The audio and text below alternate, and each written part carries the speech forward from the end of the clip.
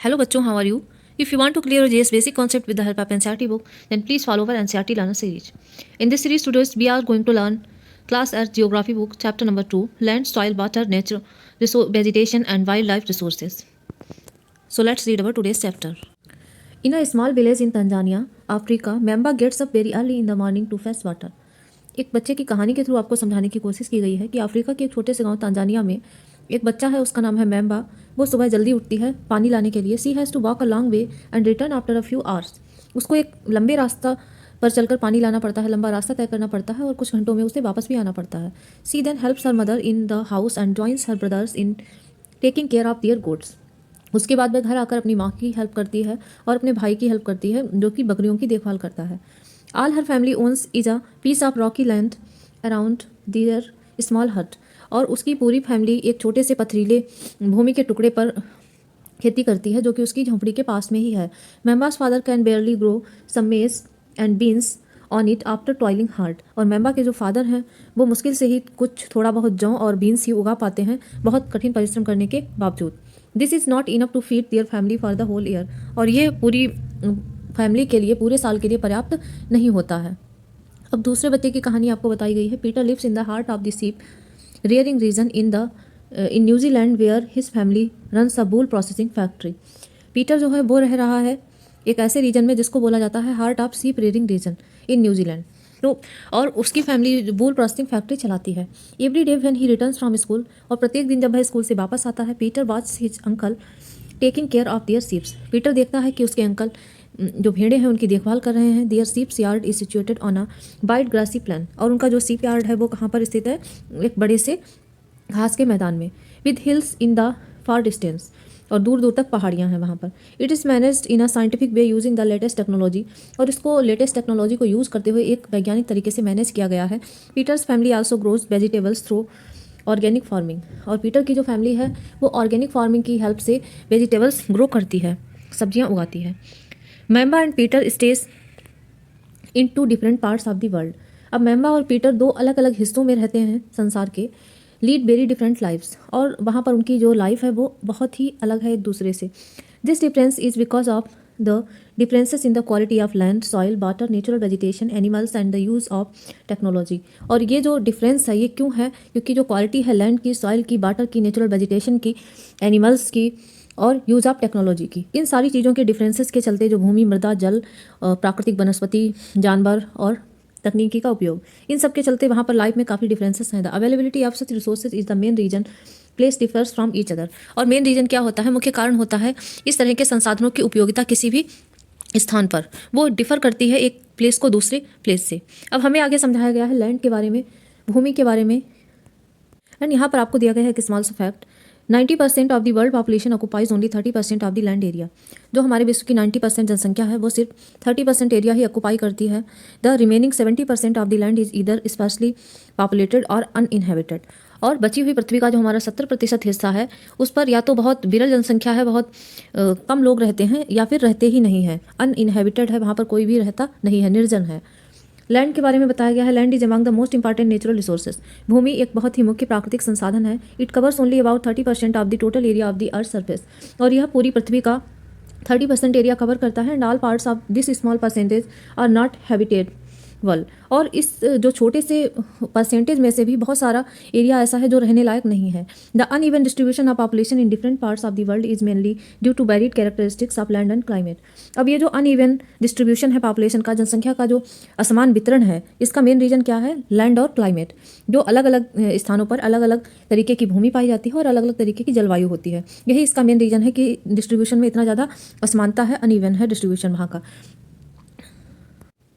The rug topography, ऊबड़ खाबड़ स्थलाकृति, steep slopes of the mountains, और पहाड़ों के खड़े ढलान, low lying areas susceptible to water logging, जलाक्रांत संभावित जो निम्न क्षेत्र हैं, डेजर्ट एरियाज हैं, रेगिस्तानी इलाके हैं। And thick forested areas are normally sparsely populated.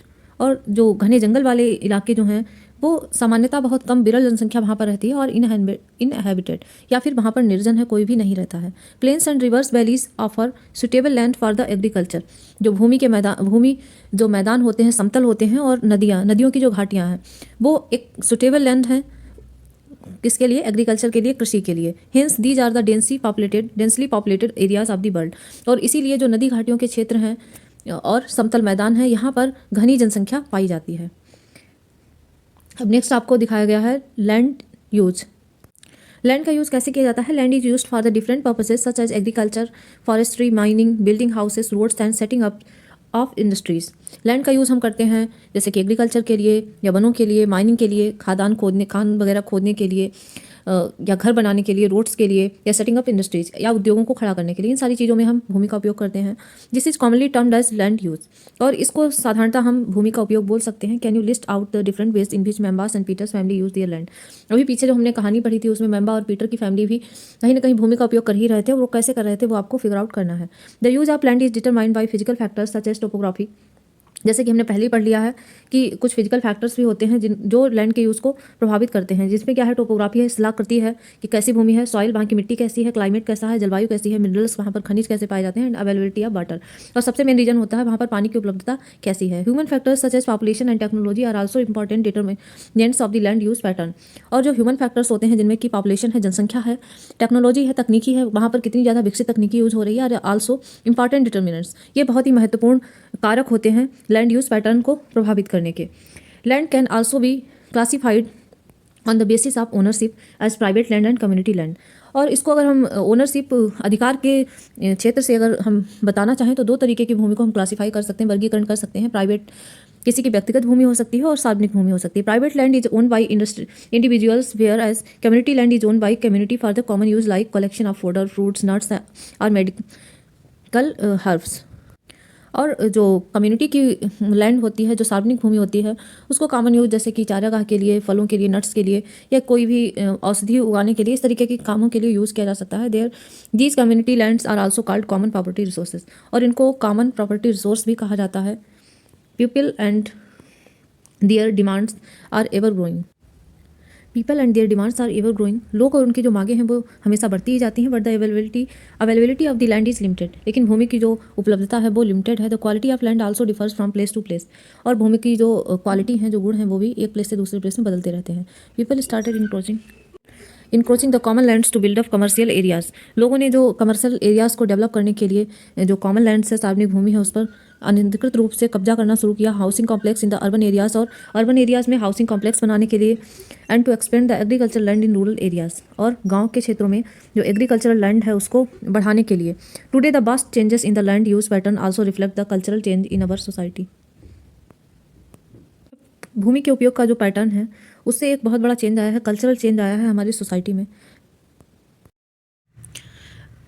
And next आपको दिखाया गया है कि कैसे लैंड का यूज़ होता है डिफरेंट टाइम्स में, डिफरेंट तरीके से। Change in land use over time.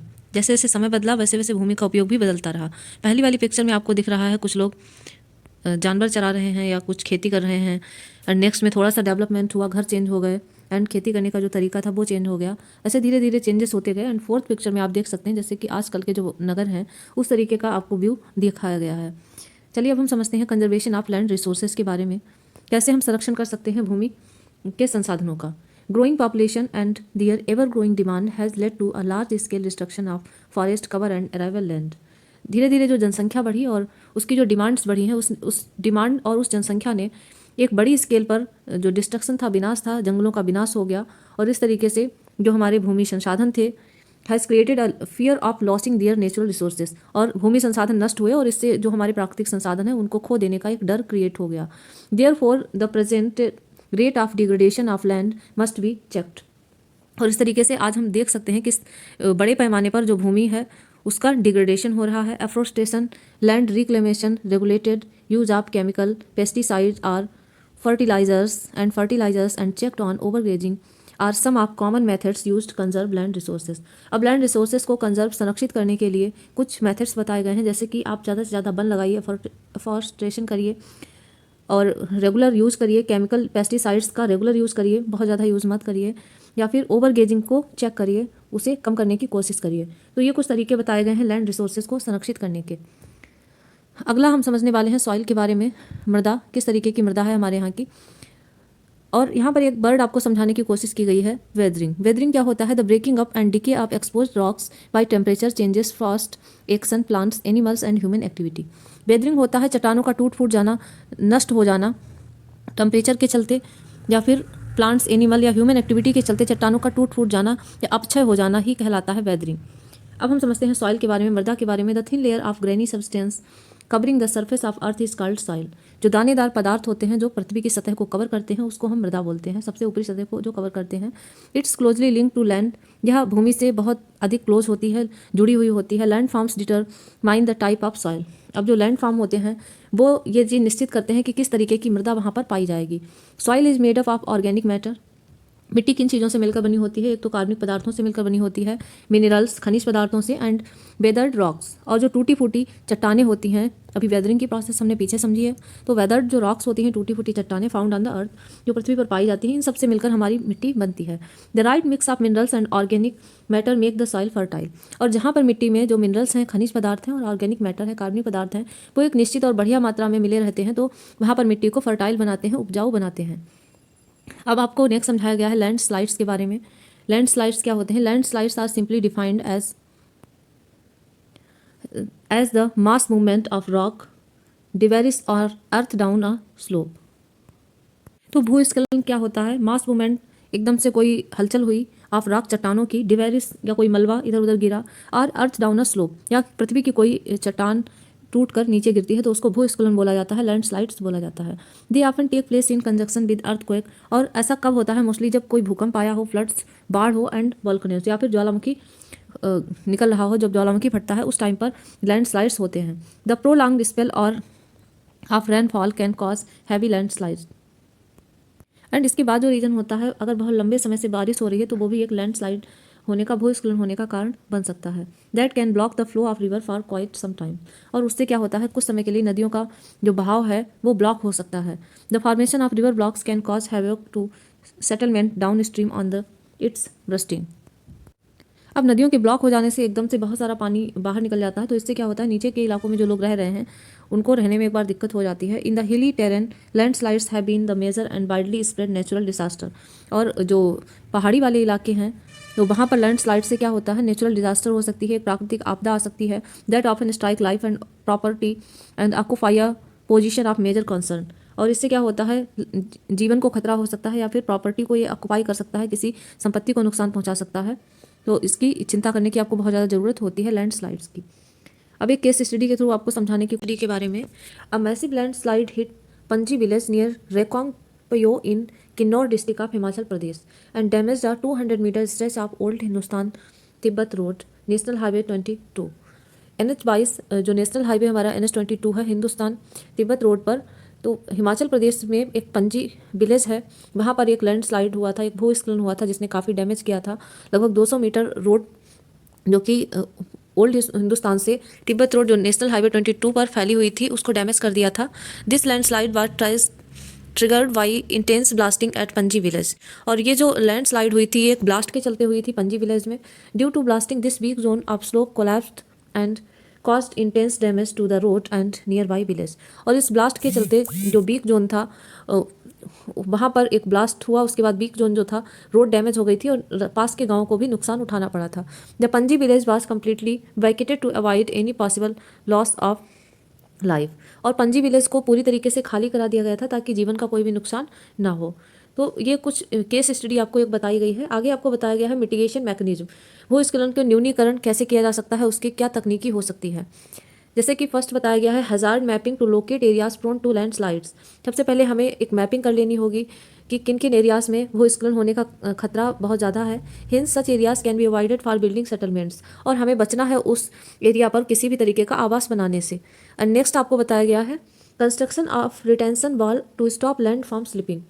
और वहाँ पर आपको एक प्रतिधारी दीवार बना देनी है, रिटेंशन वॉल क्रिएट करनी है, ताकि अगर भूस्खलन होता है, भूमि का कोई टुकड़ा एकदम खिसक कर आता है तो वो दीवार उसको रोक ले। जैसे कि इस वाली इमेज में आपको यहाँ पर रिटेंशन वॉल दिखाई गई है, इस तरीके से आप रिटेंशन वॉल बना सकते हैं और भूस्खलन को काफ़ी हद तक रोक सकते हैं।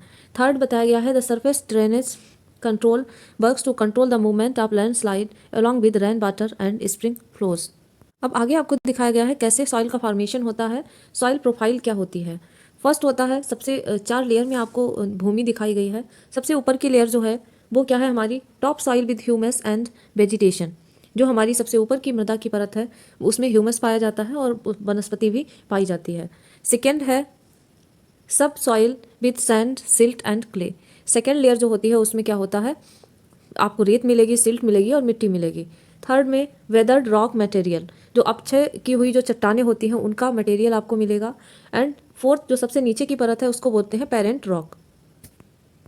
डू यू नो, क्या आप जानते हैं, it takes 100 up to make just 1 centimetre of soil. 1 centimetre मृदा को बनाने में 100 ईयर लग जाते हैं, कम से कम 100 साल लग जाते हैं 1 सेंटीमीटर मृदा को बनने में। तो आप सोच सकते हैं मृदा को बनने में कितना समय लगता है। Factors of soil formation. अब फैक्टर्स क्या क्या होते हैं मृदा को बनाने में, कौन कौन से फैक्टर लगते हैं। The major factors of soil formation are the nature of the parent rock and climate factor. तो सबसे जो मेजर फैक्टर्स हैं सॉइल फॉर्मेशन के, मृदा निर्माण के, उसमें क्या आता है, सबसे पहले तो पेरेंट रॉक कैसी है, जो जनक चट्टान है वो कैसी है, एंड क्लाइमेट फैक्टर्स, जलवायु कारक भी काफ़ी ज़्यादा भूमिका निभाते हैं मृदा के फॉर्मेशन में। Other factors are the topography, और इसके अलावा जो फैक्टर्स होते हैं वो होते हैं स्थलाकृति कैसी है, रोल ऑफ ऑर्गेनिक मटेरियल्स का रोल कैसा है, and time taken for the composition of soil formation. और उसके बाद जो समय लगता है एक पूरी प्रोसेस में, एक मृदा सॉइल फॉर्मेशन में कैसे मृदा का निर्माण होगा, उस पूरी प्रोसेस में जो टाइम लगता है वो काफ़ी ज़्यादा इंपॉर्टेंट है। All these differ from place to place, और ये सारे ही फैक्टर हर एक प्लेस पर अलग अलग होंगे, हर जगह सेम नहीं हो सकते हैं। जैसे कि डायग्राम के थ्रू आपको समझाने की कोशिश की गई है। Factor affecting the soil formation, कौन कौन से फैक्टर हैं। पहला फैक्टर बताया गया है पेरेंट रॉक, जैसे कि ऊपर भी बोला गया है जनक चट्टान कैसी होती है, उसका determines colour, texture, chemical properties, mineral content, permeability. तो ये सारे फैक्टर्स हैं, उसका रंग कैसा है, टेक्सचर कैसा है, केमिकल प्रॉपर्टीज़ क्या हैं, कैसे खनिज हैं और उसकी पारगम्यता क्या है। एंड सेकेंड है relief, altitude and slope determine accumulation of soil. Flora और फाउना ये भी एक बड़ी भूमिका निभाते हैं, जो वनस्पति है, प्राणी जात हैं, एंड माइक्रो ऑर्गेनिज्म और जो सूक्ष्म जीव होते हैं। Affect the rate of humus formation, वो मृदा में ह्यूमस फॉर्मेशन की रेट को, ह्यूमस जो बनता है मिट्टी में उसकी बनने की दर को प्रभावित करते हैं। क्लाइमेट, जलवायु का बहुत बड़ा रोल होता है। टेम्परेचर कैसा है, रेनफॉल इन्फ्लुएंस, जो वर्षा का प्रभाव है, रेट ऑफ वेदरिंग, अपक्षय की दर क्या है, एंड ह्यूमस फॉर्मेशन, और ह्यूमस फॉर्मेशन कैसे कैसे हो रहा है। Time determines thickness of soil profile, और समय के साथ ही मृदा की थिकनेस, जो मोटाई है, वो बढ़ती जाती है। तो ये कुछ फैक्टर्स हैं जो मिट्टी की फॉर्मेशन में मदद करते हैं। Degradation of soil and conservation measures. अब आगे हम जान लेते हैं कि मृदा के निम्नीकरण और संरक्षण के क्या उपाय हो सकते हैं उसके बारे में। Soil erosion and depletion are the major threats to soil as a resource. मृदा अपरदन और मृदा क्षीणता, ये दो एक मेजर फैक्टर हैं जो कि मिट्टी को एक संसाधन के रूप में नुकसान पहुंचाते हैं। Both human and natural factors can lead to degradation of soil. मानव और जितने भी प्राकृतिक संसाधन हैं वो सभी मिलकर ही डिग्रेडेशन में सहायक होते हैं, मिट्टी के क्षरण में सहायक होते हैं, मृदा अपरदन में सहायक होते हैं। Factors which lead to soil degradation are deforestation, overgrazing, over use of chemical fertilisers और पेस्टिसाइड्स। अब सॉइल डिग्रेडेशन के लिए क्या जिम्मेदार है, जैसे कि वनों उन्मूलन बड़े दर से होना, जंगल का खत्म होना, नष्ट होना। ओवरग्रेजिंग, बहुत ज़्यादा चारागाह के रूप में भूमि का इस्तेमाल करना। Over use of chemical fertilisers का ओवर यूज़ करना, बहुत अधिक प्रयोग करना। पेस्टिसाइड्स का प्रयोग करना। रेन वास्ट, बहुत ज़्यादा बारिश हो जाना, लैंडस्लाइड्स और भूस्खलन हो जाना, एंड फ्लड्स और बाढ़। ये कुछ रीजन्स होते हैं। Some methods of soil conservation are listed below, और कुछ सॉइल कंजर्वेशन के, जो मृदा संरक्षण के कुछ तरीके बताए गए हैं जो कि नीचे लिस्टेड हैं। पहला है mulching. The bare ground between plants is covered with a layer of organic matter like straw. Mulching क्या होता है, इसमें जो खाली भूमि होती है, बेयर ग्राउंड होता है पौधों के बीच में, इस कवर्ड उसको ढक दिया जाता है लेयर ऑफ ऑर्गेनिक मैटर, कुछ कार्बनिक पदार्थों जैसे कि स्ट्रॉ, प्रवाल, इस तरीके के कुछ पदार्थों से एक लेयर बना दी जाती है। It helps to retain soil moisturiser, और इससे क्या होता है, जो मिट्टी की आर्द्रता है, जो नमी है, वो बनी रहती है। तो ये तरीका है मल्चिंग का। नेक्स्ट है कॉन्ट्रोर बैरियर्स। कॉन्ट्रोर बैरियर्स क्या होता है, stones, grass, soil are use to build barriers along contours. Contour barriers क्या होते हैं, स्टोन, ग्रास और मिट्टी का यूज़ करके बैरियर्स बनाए जाते हैं अलॉन्ग कंटोर्स। और उसके बाद में क्या होता है, trenches are made in front of the barriers to collect water, और इन बैरियर्स के सामने कुछ खाइयाँ बना दी जाती हैं, वहाँ पर पानी कलेक्ट हो जाता है। तो इस तरीके से कंटोर बैरियर्स बनाए जाते हैं। नेक्स्ट है rock dam. Rocks are piled up to slow down the flow of water. This prevents gullies and further soil loss. अब रॉक डैम क्या होता है, ये कुछ चट्टानें होती हैं जिनको लगाया जाता है ताकि वाटर का जो फ्लो है, पानी का जो फ्लो है वो थोड़ा धीरे धीरे हो, स्लो डाउन हो जाए। This prevents gullies and further soil erosion. और इस तरीके से ये जो मिट्टी का अपर्दन होता है उसे होने से बचा लेता है। जब बहुत तेज़ी से प्रवाह रहेगा तब बहुत जल्दी मिट्टी का अपर्दन हो जाएगा। कॉन्टोर बैरियर्स जो हमने ऊपर देखा था, तो कुछ इस तरीके से वेदिका कृषि की जाती है। यहाँ पर इमेज में आपको दिखाया गया है कॉन्टोर प्लगिंग। एंड नेक्स्ट है टेरेस फार्मिंग। टेरेस फार्मिंग क्या होती है, इमेज के थ्रू आपको दिखाने की कोशिश की गई है। एंड बताया गया है कि broad and flat steps are terraces are made on the steep slopes so that flat surfaces are available to grow crops। पहाड़ पर क्या होता है, वेदिकाएं बनाई जाती हैं। खड़े ढाल वाले पहाड़ों पर, स्टीप स्लोप्स जो खड़े ढाल के पहाड़ हैं वहाँ पर वेदिकाएं इस तरीके से बनाई जाती हैं, सीढ़ियाँ आप समझ सकते हैं, और फिर उन पर फसलें उगाई जाती हैं। They reduce surface run of and soil erosion. और इससे क्या होता है, जब धीरे धीरे हल्की हल्की सीढ़ियाँ ढलान पे बन जाती हैं तो उससे मिट्टी का क्षरण बहुत ज़्यादा नहीं होता है। तो ये एक तरीका है पहाड़ों पर मिट्टी का कटाव रोकने का।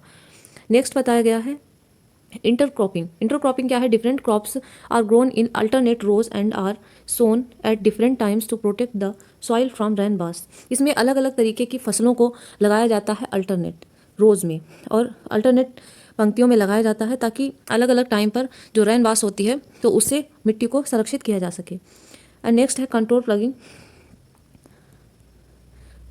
Ploughing parallel to the contours of a hill slope to form a natural barrier for water to flow down the slope।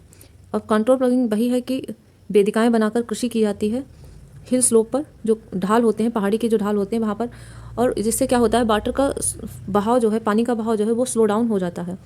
And last है शेल्टर बेल्ट्स। शेल्टर बेल्ट्स क्या होती हैं, in the coastal and dry regions. जो तटीय क्षेत्र होते हैं या फिर सूखे वाले इलाके होते हैं वहाँ पर rows of trees are planted to check the wind movement to protect soil cover. तो वहाँ पर क्या होता है, रोज ऑफ ट्रीज जो इस तरीके से इमेज में आपको दिखाया गया है, पौधों की पंक्तियाँ लगा दी जाती, पेड़ों की पंक्तियाँ लगा दी जाती हैं, क्योंकि वो विंड की मूवमेंट को, जो हवा की मूवमेंट है उसको चेक कर पाएँ, टू प्रोटेक्ट सॉइल कवर, और मिट्टी को कवर कर पाएँ। तो इस तरीके से ये कुछ तरीके आपको समझाए गए थे सॉइल इरोशन को रोकने के लिए। सो this was our today's chapter, and we will complete this in our next video, next part of our video. So if you really enjoying this, then keep watching, and we will meet again in our next video.